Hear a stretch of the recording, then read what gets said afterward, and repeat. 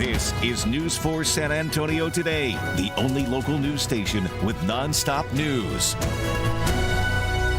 You got 6 days, really, until Valentine's Day. Really? If you count today and Saturday. But I'm just saying, you got to get your stuff in line. Valentine's Day is Saturday, so 5 days. Okay, well, you got to get your stuff in line. And Maurice will come to your house if you don't already.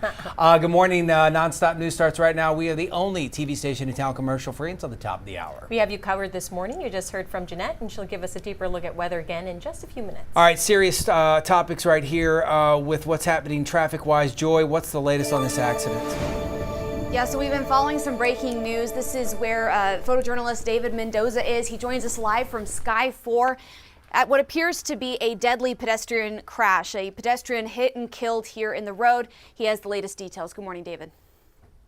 That's right. This is the 6,000 block of Danny Kaye Drive in the Med Center. I believe this is the Cameron or the Cameron apartment complex. It looks like we have a fatal accident happening in the middle of this complex right now. It was reported as an MVPED, motor vehicle versus pedestrian. When I arrived on scene, I found a person laying face down, surrounded by officers and paramedics.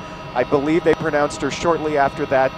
Just a terrible scene over here. Still working on getting details of where the suspected driver might be to this vehicle. I haven't seen any cars around. I have seen police sort of scouring the parking lot with their flashlight, looking for evidence and looking for more details. Right now, the apartment complex is closed off with flares and police tape. If I hear anything else, I'll let you know. Back to you. David, thank you. We'll continue to follow up on that situation. As far as traffic, we are starting to see a big delay downtown. That's where we have the construction closures on the lower level of I-35. That's northbound from I-10 to I-37, and this live picture showing you just how crowded it's gotten there in that area. Here's what the rest of San Antonio looks like. That's the latest with your on-time traffic. All right, guys, thanks. About 15 minutes now before 7 a.m.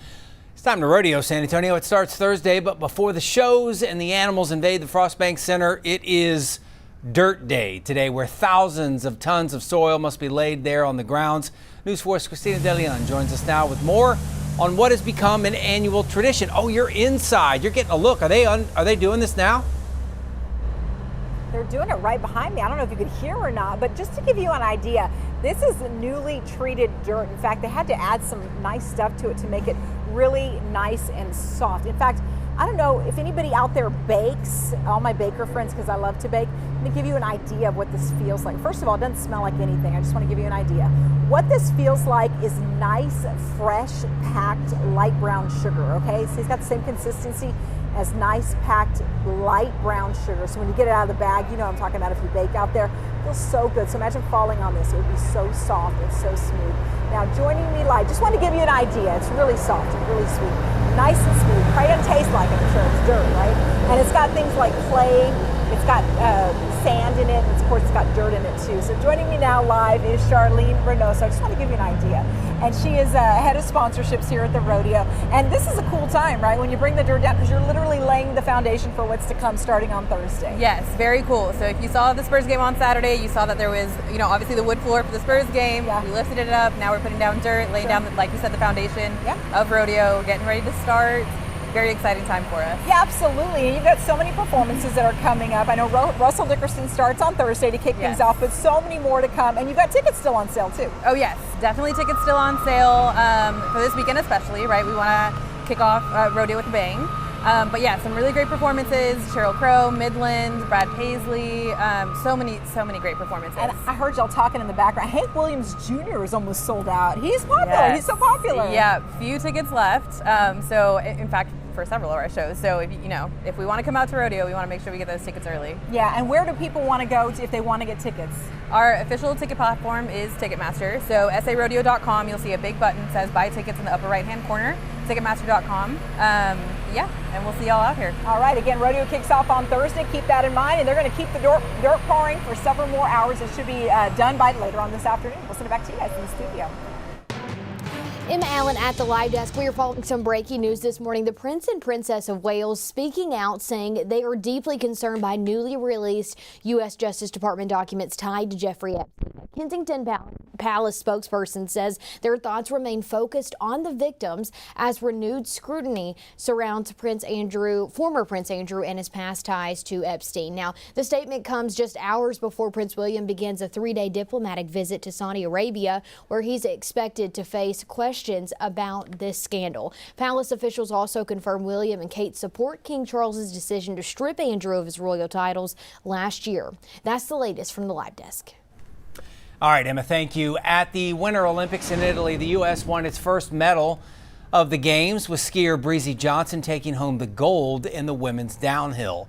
But all eyes on Lindsey Vonn. She was the storyline coming into the Olympics. She's out of the competition. She crashed early Sunday on the downhill course. She lost control moments. In fact, 13 seconds into her run, she clipped a gate with her right shoulder. She then tumbled down the slopes. 41 years old, had to be airlifted off the course. She has had some major injuries. She suffered a broken leg in the incident. She should be okay, but she had started the game with a ruptured ACL. It was a miracle that she was even able to make it that far. Team USA is bringing home a gold medal in team figure skating. The defending gold medalist was joined on the podium by Japan, placing silver, and Italy, placing bronze. American woman in nearly a century to make her Olympic debut. All right, so what do we got medal-wise? Well, that's what we got when we're talking about America. 2 golds, and that's it. No silver, no bronze yet, but they are just behind Norway in terms of the most gold medals. They have 3, and 6th overall when it comes to overall medal count. Keep it right here on News 4, obviously, for more Olympic coverage throughout the day. You can visit our website at news4sa.com for a full look at the schedule.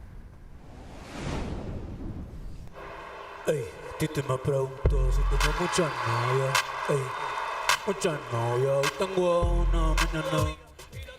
Bad Bunny's halftime show is already going viral on social media, with people calling it a cultural game changer. The artist, his real name being Benito Antonio Martinez Ocasio, delivered what many are calling a celebration of Hispanic and Latino cultures with a message of unity. During his performance, surprise appearances from Lady Gaga and Ricky Martin, while Cardi B and Pedro Pascal surprised fans as part of Bad Bunny's backup dancers. And check this out. Oh, yeah. The couple you see here got married in front of the world as part of Bad Bunny's halftime performance. A representative for the artist confirmed the onstage wedding was real. The couple invited Bad Bunny to their wedding, but he had a better idea and invited them to be part of his halftime show. I thought the best part of the wedding was when he told the kid was sleeping on the chairs. Yeah. And he told the little kid to get up. That was awesome, too. Take a look at this pretty cool time-lapse video of everybody, production crew, getting everything just sort of in line. So TVS Tech are reporting that Bad Bunny's team wanted to represent one of his latest albums with that set design, as well as his home island of Puerto Rico. There was certainly a lot going on, very colorful, entertaining, to say the least. Now, like any show, halftime show, there are a lot of opinions, obviously, some for, some against. As you might guess, in Puerto Rico, where Bad Bunny is from, they absolutely loved it. That was their reaction last night at a huge Super Bowl party. At the White House, President Trump was not as kind with his comments. He called it, quote, absolutely terrible, called it one of the worst ever, saying it makes no sense. He also said, quote, nobody understands a word this guy is saying, and the show is a slap in the face to our country. Now, for those who were new to his music last night, Bad Bunny is one of the most popular artists on the planet, not just the United States, and his music has been streamed by millions and millions and millions. In fact, he's one of the most streamed artists of the last, really, decade. Also, if you weren't into the show, you had options. You could leave the room, you could change the channel, you could also turn on the Turning Point USA halftime show. That is the conservative organization set up by the late Charlie Kirk. His widow Erica thanked those who tuned in to watch Kid Rock, Lee Brice, and other artists as well. Now your certified most accurate 4-zone weather with meteorologist Jeannette. We spent a lot of time talking about Bad Bunny. We should point out Kid Rock apparently did something really cool where he performed 3 of his songs from all his he's been an artist now for decades. and talked about his transformation and being a born-again Christian. And so he played one of his old songs where he's a total rocker, and then another one, and then he went with a slower version where it was more, I don't want to say Christian-based, but there was a real message there as well. So an interesting and a very artistic halftime performance by them as well. Yeah, you had options. Yeah. Hey, weather-wise, it is going to be a pretty warm week. So we've been having 80-degree weather since Friday. That pattern, well, that continues today. Tomorrow and Wednesday highs more so in the mid to upper 70s. That's still above the normal, but we'll have more 80-degree days toward the end of the week. Hey, watch for fog this morning, particularly around Guadalupe County. We've been seeing a patch of fog hanging around in Seguin for the last couple of hours. Patches of fog around Lavaca County and DeWitt County, but more dense fog the closer you get to Houston and near the coast. Areas of fog there until about 8 this morning. No fog here in San Antonio. In fact, we're just seeing some scattered clouds, and notice the scattered cloud cover to the north and west as well. Clouds will be increasing from west to east over the next 24 hours. I do expect partly to mostly sunny skies this afternoon, but it will be cloudy much of the day tomorrow. The cloud cover coming from an increase in Pacific moisture, and that's from this upper level disturbance that's sitting off the coast of Baja California. As that gets closer, we should see rain from that, and that'll be late tomorrow into tomorrow night. Rain free today, again, partly to mostly sunny. Cloudy tomorrow morning, maybe a few sprinkles in parts of the area. And then tomorrow afternoon, tomorrow evening, we'll start to see a shower or two from San Antonio to the west. Better chance of rain for San Antonio and points east tomorrow night into Wednesday morning. We should see some isolated to widely scattered showers. And then Wednesday in the afternoon, it does look partly to mostly sunny, except for maybe a shower down across our southern counties. Thursday, Friday, dry. Clouds will increase late Friday out ahead of another weather maker, which this time is a cold front that should be moving across the area. That'll increase our rain chance Friday night into Saturday. Saturday is Valentine's Day, so let's see how that chance for rain pans out. I do expect mostly showers Saturday morning through midday, but then for those dinner plans, it does clear out, partly cloudy and mild. Nice and comfortable this morning. It's going to be in the 50s until 8 and then mid 70s at noon. This afternoon, I do believe we'll climb up to 82 degrees. Once the sun goes down, temperatures drop into the 70s. Tomorrow, 76, same for Wednesday. Thursday, Friday, low 80s, 40% rain chance Friday night through midday Saturday. Sunday is dry and sunny. Lows in the morning on Sunday in the 40s with afternoon highs in the mid to upper 70s. Here's the extended forecast for the other three zones. So pretty warm with a couple chances for rain over the next 7 days. Another live update now from photojournalist David Mendoza, who is live in Sky 4 following a deadly situation over here at this apartment complex. David, good morning. Hey, still on top of this fatal accident, the 6000 block of Danny K Drive. Danny K Drive is open. We do have this apartment complex where the accident took place closed off on both entrances, so be aware of that. Still working on getting more details of what happened here, but again, this is a fatal accident reported as a vehicle versus pedestrian. I'll leave you with that. Drive safe. Have a great day. Back to you. David, thank you. As far as the rest of San Antonio, we do have a delay on the west side, Highway 90 westbound at 36th Street, causing some congestion there. Just the center lane is open. And then downtown, construction closures on the lower level of I-35 slowing us down. That's between I-10 and I-37. That's the latest with your on-time traffic. Joy, thank you. This year's Super Bowl commercials featured a star-studded lineup of celebrities. If you think plans just to fun.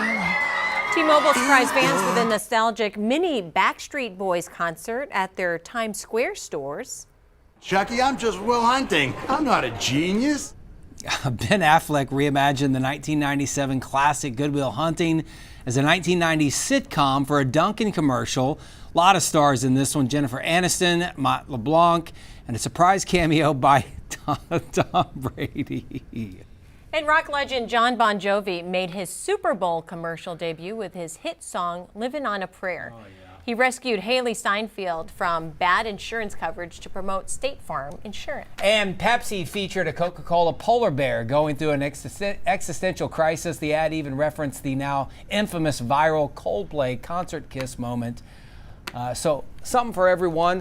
We liked the Budweiser. Budweiser's always really good, right? The Clydesdale with the giant eagle, which was really neat. Kind of watching that bird grow and then become just really neat. And the potato chip commercials. Lay's, you got me. We cried.